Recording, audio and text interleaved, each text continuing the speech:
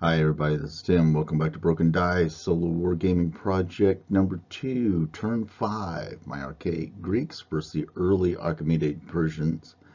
2,500 points. Clash of Empire Rules by Great Escape Games.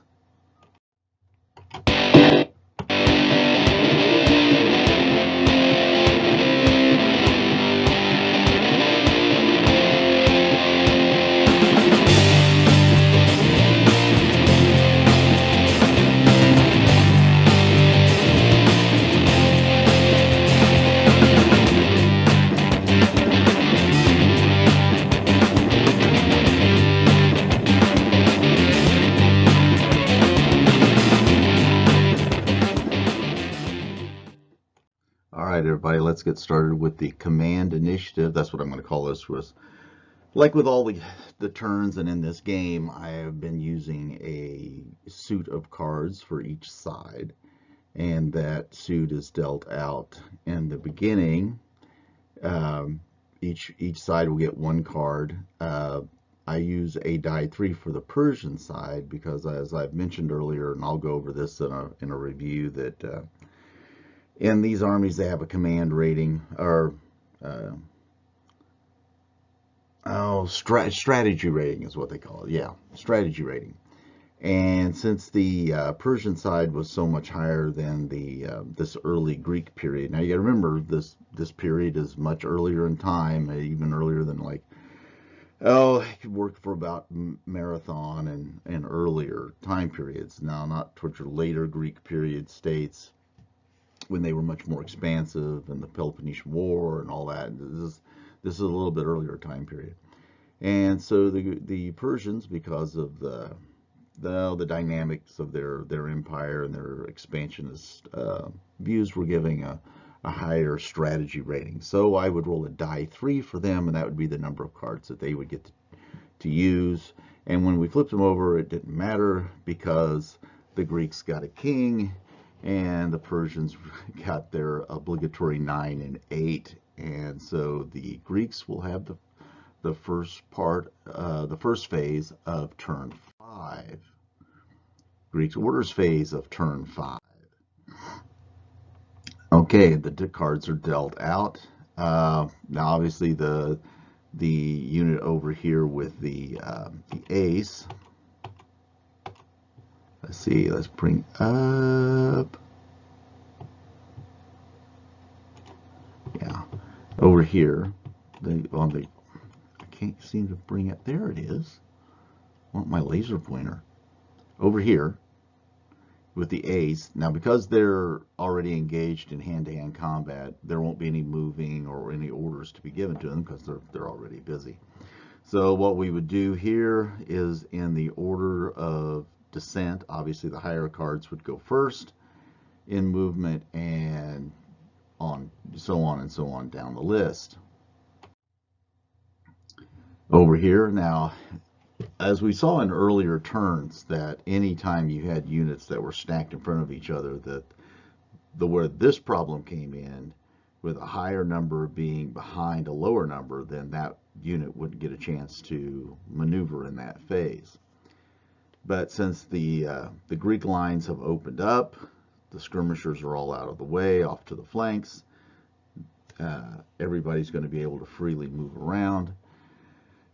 The arrows point the directions in which they're going to maneuver. Obviously, the jack would go first, the 10, the 6, the 4, the 3. And this is not really going to matter at this time. This would come much more into play for a very, very large army in which you may have units stacked, and then therefore you would have some movement issues. And I did this because it's a solo game, and I wanted some way to impart at least some sort of a challenge in which I wasn't controlling everything. Oh yeah, here we go. The hoplites are still involved with this unit over here. Greek movement phase. Everybody just advances. Okay. This here with the black arrows shows that they're where they have moved to. So obviously these phalanxes move very slowly across the table, and it's taking us quite a while. So this is turn 5, and they haven't come into grips with the main line of the Persian infantry yet. And that's pretty sad, because the left two phalanx units, the king's unit here and this unit right there, never had any impediment to their movement. And they're still one more move away, a charge distance away from that line. Be turn 6 before they get there. All I can say is, God help that infantry line when they get there, but you know, it does take them a while. And you can see down here at the bottom where the javeliniers, the Greek javeliniers, have moved off towards the flank of the Persian horse archers. Greek shooting phase of turn 5. All right, the Greek javeliniers are obviously going to fire upon the horse archers. The javeliniers cause 4 wounds. Now, I had this all written out, and this is hilarious. I was getting ready to do this video, and I could not find my notes. But basically, the math worked out. With the javeliniers had like 7 shots. They hit with 6. They wounded with 4. There was no save from the horse archers, and it just, I couldn't believe how much damage the javelin guys did. The Persian horse archers, okay, they had to take a morale test, which is at a 5. It's very low, and you roll 2 dice 6, and then you see what the damage is, what the resulting action is, and their result was to break and flee. Not reek and flee. There should be a B there. Well, I would imagine that maybe they do smell bad. I don't know, but they will become disrupted as well. All right, Greek slingers. They're going to shoot at the Persian medium cavalry to their front that contained the Persian king. The Greek slingers caused 4 wounds on 7 shots. Some exemplary shooting from my Greeks at this point in time. It's hilarious. They can't do anything, and all the, you know, they're dying in droves, and then they turn around and start doing all kinds of wounds. That's hilarious. This causes a morale test that the unit passes, obviously, because the Persian king is in the unit, and he takes them up to a 9, so there wasn't much of an issue there. Greek combat phase of turn 5. The Persian cavalry would normally go first because they have a higher hand-to-hit ratio, the hit score, than the levy hoplites. The levy hoplites have a 2 hand-to-hand score, and the Persian cavalry have a 3. So they would normally go first. But because the Greek infantry are in phalanx formation, fighting an enemy to their front, they get to go first. Greek hoplites had 11 attacks. They hit 7 times. The Persians saved 3, and they did 2 wounds. Is that right? Yeah, because it was a 50-50 to wound, and only 2 of them wounded. Yeah. Okay, and the Persians strike back, obviously, because they'll attack them. They get to return the attack. They have 7 attacks. They hit 5 times. The Greeks saved 1, and the Persians caused 2 wounds. So right now the combat is a draw, but the Persians lose the combat due to a rank bonus, and that was about the only thing that was there. Yeah, because at this point in time, the levy unit has 2 rank bonuses, and the Persians were closer to the general, which gave them 1, but the Greeks had 2, so they lost by 1. So they had to take a morale test, which they failed by 1, which means that the unit actually just retreats 1 full movement rate, which would have been 20 centimeters, but since they had to go back across the ford, took 2 centimeters off of that. That's why they wind up where they're at. But they still maintain their facing, but they are, at this point, disrupted. That brings us to the end of the Greek turn 5. Persian orders phase of turn 5. The cards are dealt. Obviously, their front is all open, so any movement would be free every unit would be free to maneuver. We see the fleeing Persian horse archers on the right. They don't get a card because they can't do anything until they rally. It goes for the infantry unit down to the bottom right-hand side of the screen because they're still fleeing. And we see the cards dealt up to the flank force.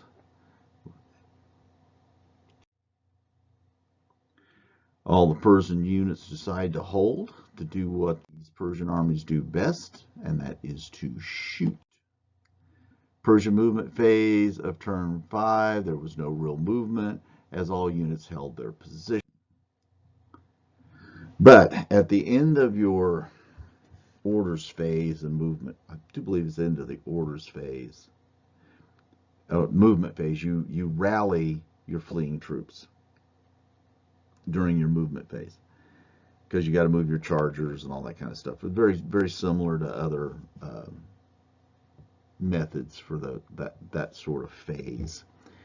And the horse archers failed to rally on their morale of 5. They run 2d6 plus their standard movement rate, which is 20 centimeters, basically 8 inches, plus 2d6, so they continue to run. On the other hand, by the king's unit that he was in, the Iranian spearmen rally, and then they turn about to face the Greeks, but they still remain disrupted.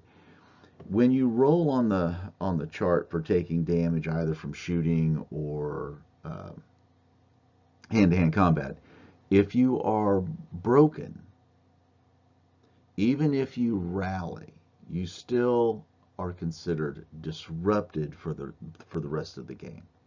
There's a little bit of a penalty that goes along with it. You can act normally, but there are certain things that you can't do. You have, before you can charge an enemy to the front, you got to pass a morale test. Enemies fighting you get a +1 to hit you. Certain things like that, but at least the unit can still be activated, and it's not running off the table anymore. And then at the end of that movement phase, you get a chance to do something with your characters, where they want to move from one unit to the other. And in true style of a Persian monarch, he sees what's coming his way and decides it's better to be somewhere else. So I've decided I think that his best bet would be to maneuver himself over towards where the flanking force is and perhaps link up with that cavalry unit or his guard infantry unit.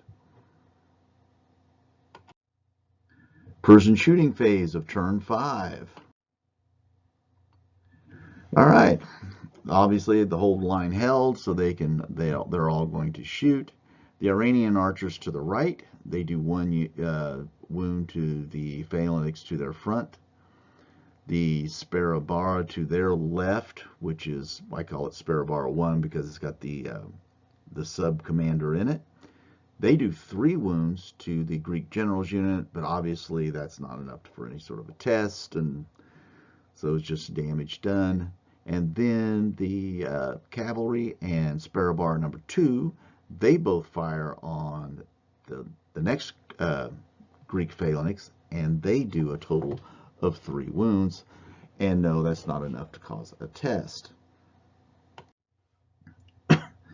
On the left, where the flanking forces are, they're going to decide to shoot at... Excuse me, I got a cough again. Man, I don't know what's going on. Allergies are killing me. So, the the 2 units here are going to fire upon the Greek levy infantry. The Persian cavalry managed to do 1 wound, and the guard infantry firing into the flank managed to do 9 total wounds. Now, a little backdrop here on this. You only had like 6 shots from the Persian cavalry, which, you know, trying to go through the big shield. The save for the shield is like 5. They've got a 5+ save, but they didn't hit that well, and they only got 1 wound through. The guard infantry, now they have the expert archer rule, plus they're firing into the flank, and the expert archer rule states that they can fire in full effect with the second rank. So if you got 10, so you got 20 shots coming in. I do believe the math was, if I get this right. Oh, I found my card for the Persians. Okay, the guard infantry had 20 shots. They hit 16 times. And because they can't use the shield to save when you're being attacked in the flank by shooting or hand-to-hand, they can't use that shield, which is their only save because they have no armor. So they didn't have any save, and on a 4+, there was 9 wounds done. So that unit is decimated, which makes me think I should have probably shot the turn before and then charged in this turn. So that was a tactical blunder on my part, if I'd have known that's the way it would have turned out. And here we go. Just when you thought these Persians were going to catch a break, I thought, okay, they're going to cause this unit to break and flee. They're going to be able to freely move across the river, link up with their general, the king, and at least be able to take out maybe one of those Greek phalanxes that are in the main Greek battle line. Not to be, because you don't have any modifiers in the shooting. It's just a straight up morale test. Now these levy infantry they have no better morale than the horse archers for the Persians. It's a 5. Yep. I rolled a 3. So they may have done a lot of damage, but what's left is still standing there. And that's going to make it very difficult for those. So it takes 1 more turn, basically. In game terms, it becomes very difficult. It takes 1 more turn to get across the ford. Another round of hand-to-hand combat. The only good thing about it is that they no longer count as a phalanx. They just count as long spear infantry. But again, it's time. And I do believe at this point in time, the Persians, especially, unless something really wonky happens in the middle, but we'll see what goes on in turn 6. That brings us to the end of turn 5.